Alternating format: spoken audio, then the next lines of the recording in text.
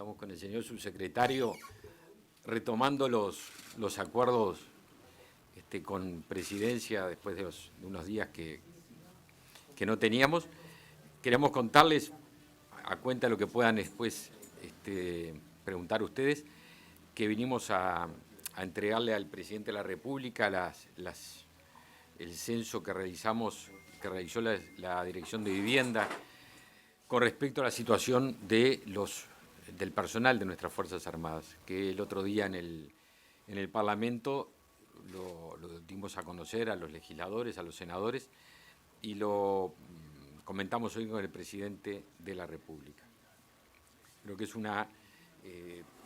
son números que hablan claramente de la carencia habitacional, de uno de los elementos que más nos preocupa en la situación del personal de las Fuerzas Armadas, que el 10% de los efectivos vivan en asentamientos, que casi 2.000, 1.800 largos tengan como lugar de vivienda la unidad militar, el cuartel, y que 7.000 y pico largos del personal, efectivo del personal, vivan en una vivienda cedida, prestada por algún familiar u otra persona. Habla a las claras de una carencia muy importante que sin duda era el primer paso, lo habíamos dicho el día que asumimos, el 2 de marzo, que vamos a realizar un censo, que es el primer paso, en este caso en términos médicos, diagnóstico, para poder empezar en el tratamiento, porque estas cosas obviamente requieren enfrentar como problema. Vamos a empezar a trabajar tanto con la Dirección de Servicios como la Dirección de Servicios Sociales de Políticas Sociales del Ministerio, en las líneas de trabajo, diferentes líneas de trabajo para poder enfrentar, de acuerdo a las posibilidades, algunos mecanismos para poder enfrentar este problema. Y sin duda ninguno, como le dijimos a los senadores, algo que con el presidente se había hablado al comienzo, aprovechando la especificidad que tiene cada oficina pública, en este caso con el Ministerio de Vivienda y con la Agencia de Vivienda. Así que venimos a trasladárselo al presidente a cuenta de anunciarle algunos temas que tenemos en carpeta y que prontamente llegarán a resolución.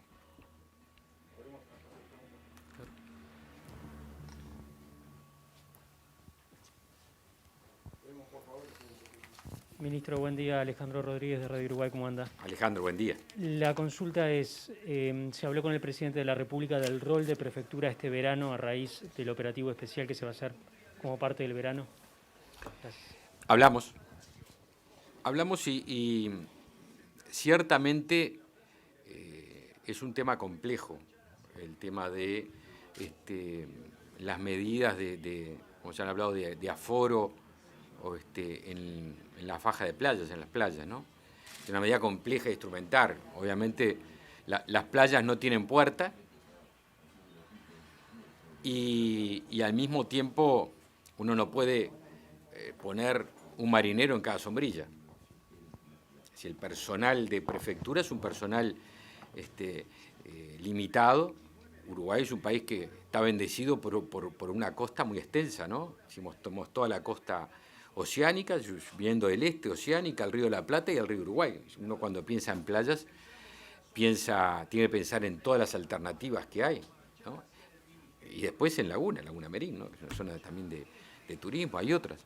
Entonces, sin duda que esas medidas son medidas complejas de instrumentar y que seguramente va a haber que trabajar mucho, hablar en coordinación con los otros ministerios y oficinas. Requeriría una coordinación, una cantidad de personal. Sencillamente nosotros no disponemos en prefectura, requeriría personal de gobiernos departamentales, personal de otro tipo de instituciones.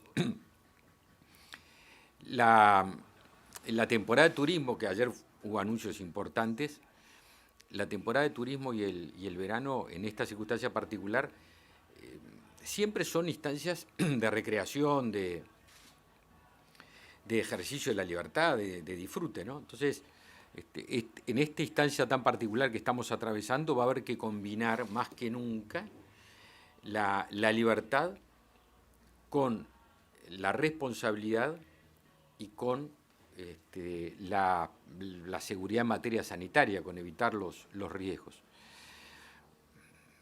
No es sencillo, como le decía. hay que también tener en cuenta que, como ha hecho el gobierno desde el inicio en el combate a la pandemia, hay que fijar las medidas que uno puede hacer cumplir. Porque si no es una pérdida de efectividad, de autoridad. Entonces vamos a empezar a charlar. Yo ayer hablé con el ministro de Salud Pública, justamente preocupado por esta circunstancia, contándole un poco cuál es la realidad desde lo que nos concierne en materia del Ministerio de Defensa y la Prefectura. Yo creo que independientemente de todas las charlas que podamos tener, hay que apelar más que nunca al ejercicio de la libertad con responsabilidad y seguridad. Le decía al presidente, hoy digo, si uno tuviera la posibilidad de pensar en una cuál debe ser el desafío en este verano, yo diría, a ver, así como asumimos que hay que usar protector solar para evitar el cáncer de piel, en este verano hay que usar la distancia para evitar la pandemia. Son dos instrumentos, uno que ya habíamos, es parte de nuestra cultura sanitaria, pero el otro es parte de la cultura sanitaria que hay que incluir en este verano, ¿no?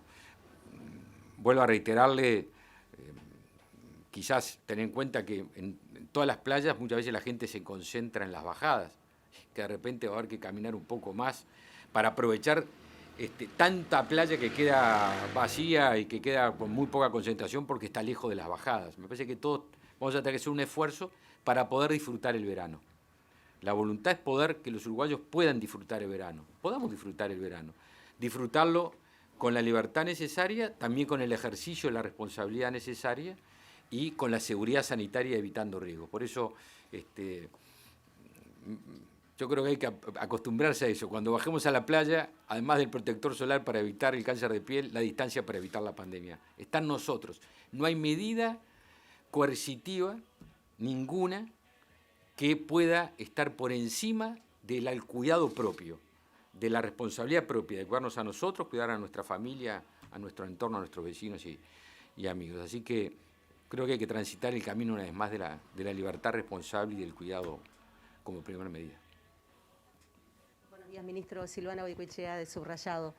Hay experiencias a nivel internacional sobre aforos de las personas. De alguna manera, ¿se habló con el presidente de aforo, de cuántas personas podrían estar bajando en familia, si son conocidos? Bueno, no de ese detalle. Lo que estamos hablando es esto que les contaba recién en términos generales. Tenemos, por un lado, la voluntad de tener y de querer un verano que va a ser un verano con mucho turismo interno. Deseamos que sea con mucho turismo interno. El verano implica, la temporada turística implica una serie de actividades, entre otros casos, en el caso uruguayo, de playa. Porque la gente se toma unos días en algún lugar, gasta algún pesito para poder disfrutar con su familia en un ambiente natural que, por suerte, lo tenemos en abundancia y tan bueno. Entonces, para que todo esto se cumpla, tenemos que, vuelvo a reiterar, yo creo que apoyarnos mucho en la responsabilidad y en los cuidados que todos tenemos que tener.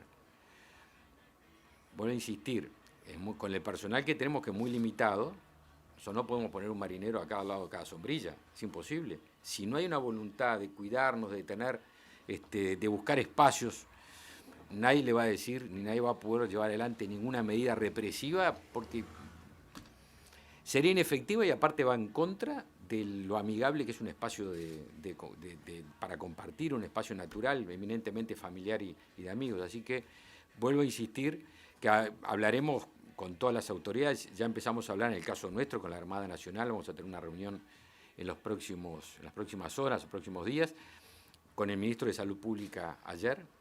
Hablamos, vamos a juntarnos la semana que viene, pero en todo caso, vuelvo a insistir,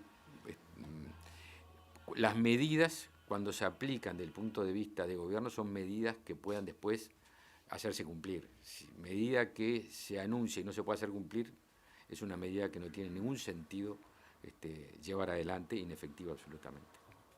Ministro, buen día. Joaquín de León, de Televisión Nacional. ¿Cuánto margen tiene el propio Ministerio y el Gobierno para controlar a aquellas personas que de alguna manera tienen intención de ir a Argentina aprovechando el tipo de cambio? Aunque parezca que no está emparentada la solución con lo que hablamos recién, o el camino con lo que hablamos recién. Uno piensa, ¿vale la pena el riesgo? Unos pesos menos vale la pena poner en riesgo la salud y aún la vida de quien va o del entorno de quien va. Porque las decisiones que tomamos en estos momentos de pandemia son decisiones que nos cuidan a nosotros, pero que también deben cuidar a nuestro entorno, a nuestra familia, a nuestros hijos, a nuestros padres, a nuestros abuelos. Entonces, ganar un peso por el cambio, ¿vale la pena poner en riesgo la vida de nuestro entorno o la salud de nuestro entorno? Yo creo que más mensaje que ese, más fuerza que lo que significa ejercer la solidaridad como debe ejercerse, pensando en uno, pero pensando más en el otro, en el que puede sufrir de nuestra decisión, es el mejor camino. Aparte de lo que significa lo que la persona que decida ir, las medidas que va a tener que tomar y que va a tener que cumplir, porque de lo contrario hay que tener en cuenta que están todas las medidas legales y disciplinarias que se deben tomar y jurídicas con aquellas personas que violan disposiciones sanitarias, es decir, la cuarentena, etcétera, ¿no? Lo hemos anunciado con respecto al ciudadano extranjero, son las mismas medidas que se aplicarían si una persona, un compatriota nuestro, viola disposiciones sanitarias. Entonces, vuelvo a insistir, uno no debe mirar en el fin último, en el paso último. Yo creo que hay que apelar a que cada uno de nosotros es potencialmente la solución o también puede ser potencialmente el problema un problema y algo que aumente la gravedad de la circunstancia.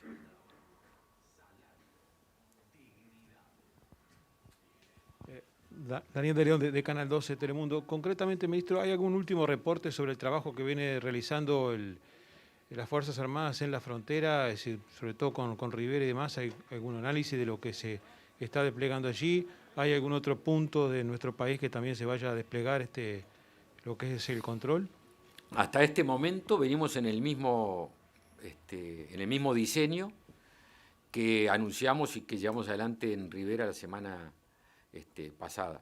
Ajustes de perillas.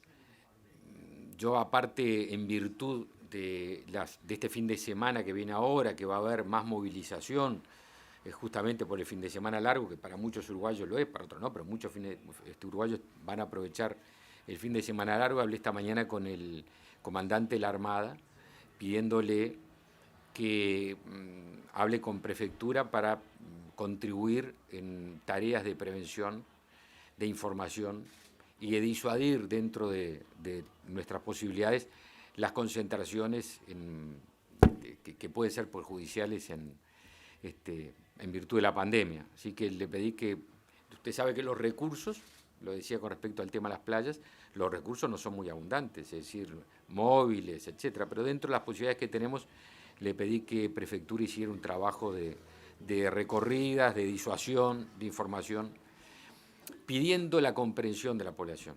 Es entre todos que salimos de esto, en toda la faja costera.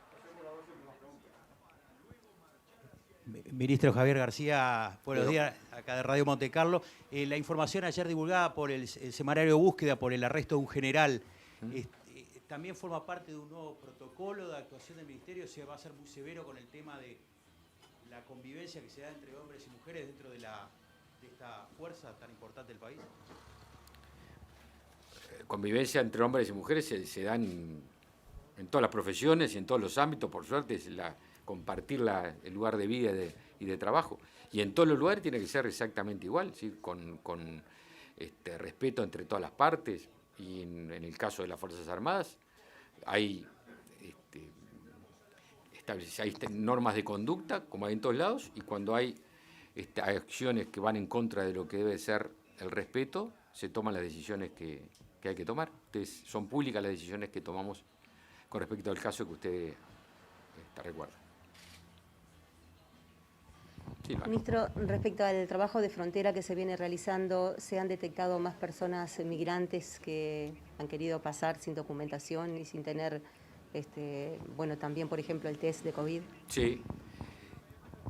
Le diría que, no sé si diario, pero en la semana se dan algunos casos, esta semana tuvimos también, habitualmente se dan en la zona de la Ruta 5, Curtiseiras, a la salida de Rivera, y también en la Ruta 8, en Noblía, viniendo de Aceguá. Esta semana también tuvimos casos.